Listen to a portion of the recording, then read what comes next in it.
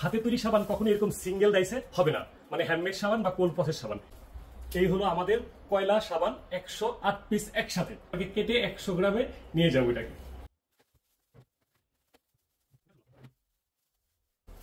এই জায়গায় 18 পিস 100 গ্রামের সাবান 108টা থেকে কেটে এটা হয়।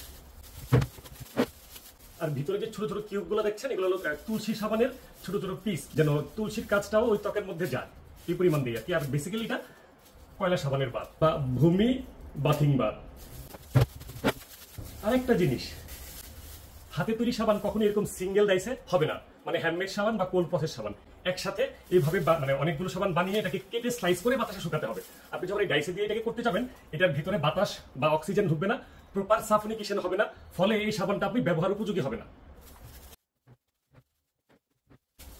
এই যে আমাদের কাটা শেষ, এই যে দেখতে পাচ্ছেন এরকম 6টা বার হয়েছে 108 পিস সাবানের 18 পিস করে এরকম 6টা বার হয়েছে, এবং এগুলোকে আবার আমরা এরকম সিঙ্গেল সিঙ্গেল কেটে 100 গ্রাম বানিয়ে।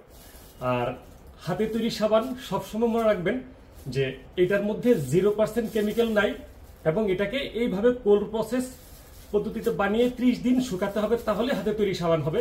সবাইকে আবারও বলছি, প্রাকৃতিক পণ্য একটি সুন্দর পৃথিবীর জন্য। টাটা।